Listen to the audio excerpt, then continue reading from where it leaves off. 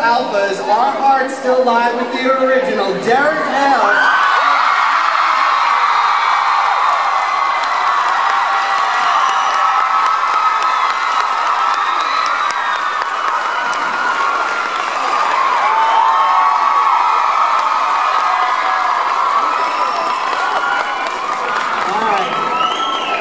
He doesn't like confined spaces, but I think if you ask nicely, he'll say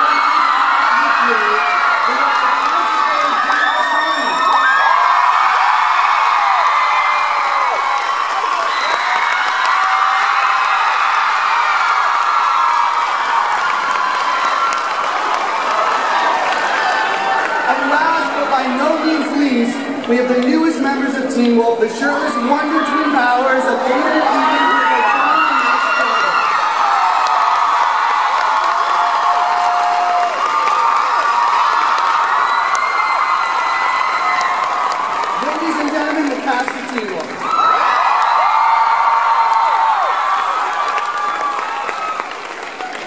how's it going, guys?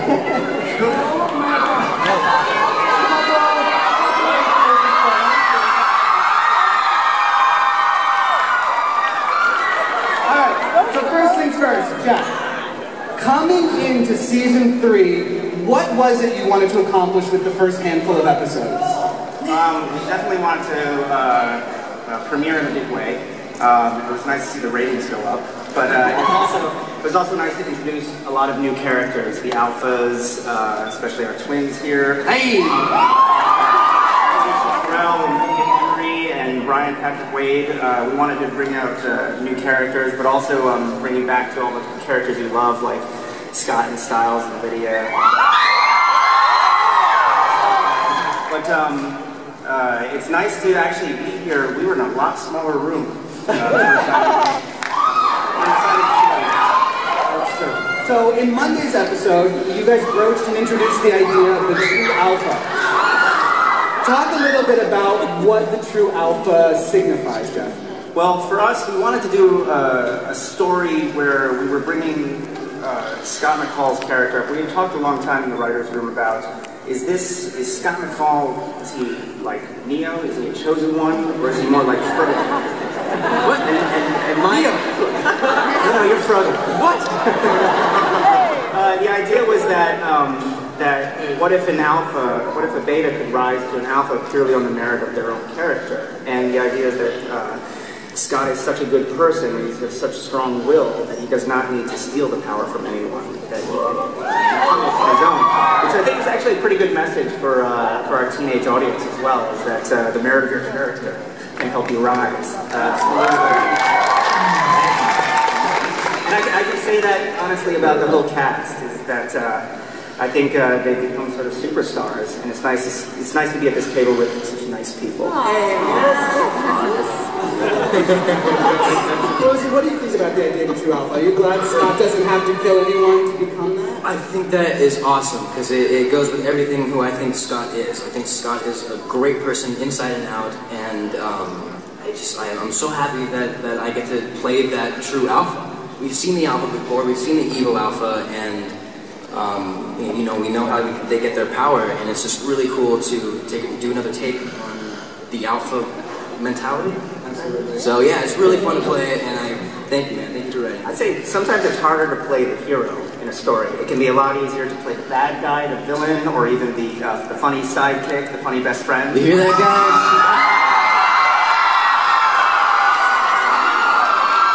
The hero is the most glamorous of roles, but Tyler pulls it off really well. Oh, thank you. Thank you, But it's been a big season for Scott. He got some tattoos, he got a motorcycle. I found out about that tattoo at Comic-Con last year. I wasn't here, and I was literally sitting at a computer in Greece on vacation, and I was like, what is that? Is that a tattoo? Yeah. Shit. Hey, you can't got another one? Yeah, I like tattoos, and I do like motorcycles also. That's something, Scott rides a motorcycle this season, and so I had to get my license, my motorcycle license, to be on set and to like work with the motorcycle, and I got my license, and I took the class with Max and Charlie, and I fell in love with it, and now I have a motorcycle and my license, so it's pretty badass. It's also the #1 source of organ donors. Ah, Jesus. We have to go there. We have to go there. Good, something's Donor cycles. Oh, that one. Okay. So, you know, obviously there was a lot of alpha questions. Another big question that has been looming over this whole season, as Style so perfectly put, is what is Lydia? I've said this once before, although I don't remember saying it. I'm going to say she's the hatch from Lost. That's what I'm going with. Are you saying Lydia's an inanimate object? With the big lottery numbers on the door. And an Australian living inside. Exactly. Yeah. Well, let's talk a little bit about that, because we saw Styles try everything he could to figure out what she was. Jeff, when are we going to get the answer to what Lydia is? Episode 9. Oh, wow. The name of the episode, guys. It's a clue. And the name of the episode is? Can't say it! It's no, that was the name of that episode, and actually part of that episode is a homage to Hitchcock. It's called "The Girl Who Knew Too Much," based on the movie "The Man Who Knew Too Much." So. Remember Alfred Hitchcock, guys? Another interesting thing, They made a couple little movies. tidbit about that is, What was that? What? don't interrupt the showrunner. I write the lines. Oh, no! Another interesting tidbit about that is that in the original movie, Bernard Herrmann plays the conductor for an orchestra, and we had our composer, Dino Menigan, play the conductor in this orchestra for the big scene. So watch out for Dino. Yeah, our music composer actually plays the composer in... Which episode is it? I just said this. In case anyone didn't hear, I was saying... Episode 9. Okay? Well, we've seen Lydia get very involved this season. Her and Styles have formed a pseudo-detective agency. They really took down Motel California in a big way. Speaking of Motel California, I would be remiss if I didn't just take a minute to commend Dylan's performance in that final...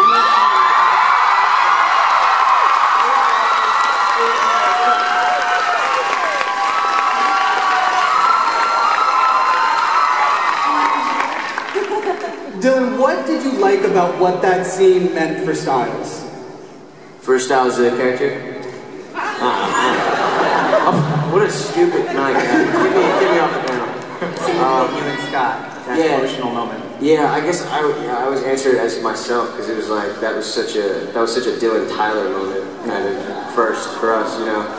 It was almost like the characters came second there, and that was just kind of like, you know, the biggest thing we've had to do as actors. I'm sorry. We're talking about something sweet here.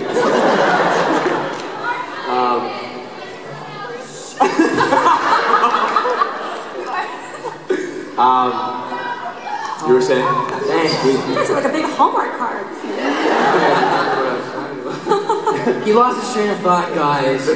Stop complimenting him. Serious, it's too much.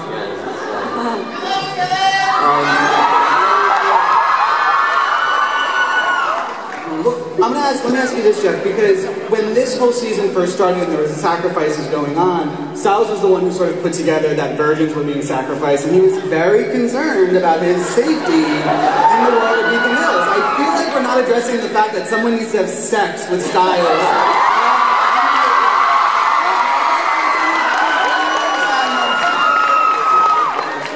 Yeah, we'll pick a winner. Raise your hand.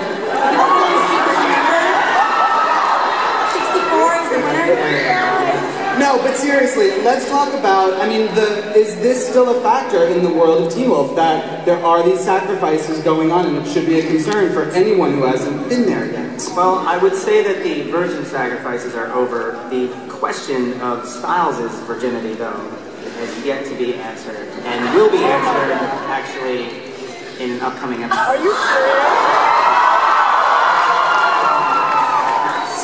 So stay tuned for that.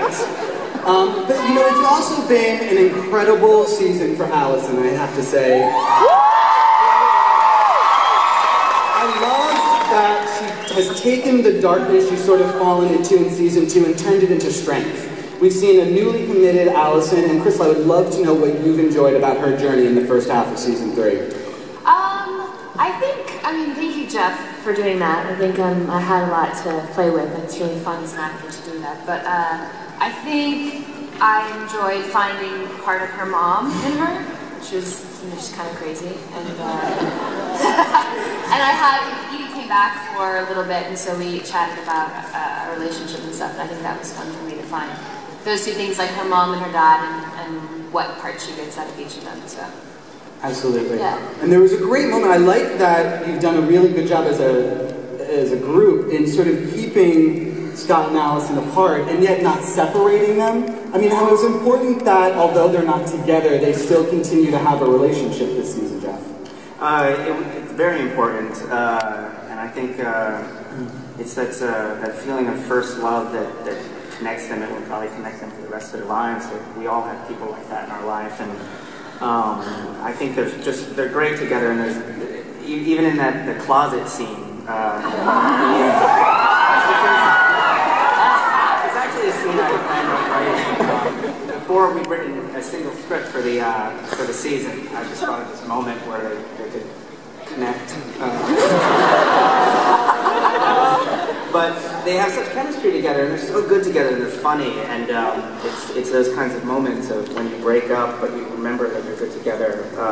It's heartbreaking in a way, but it's also fun to see on screen. Is that why you said boners in closets? Hashtag something came up. I didn't create it, I just embraced it. That's all I'm saying. And whoever came up with that MTV deserves like a Peabody Award or something. I don't know what award to get for on-screen hashtags, but that wins. But Allison is not the only one with love on the horizon. Somebody by the name of Derek has gotten a little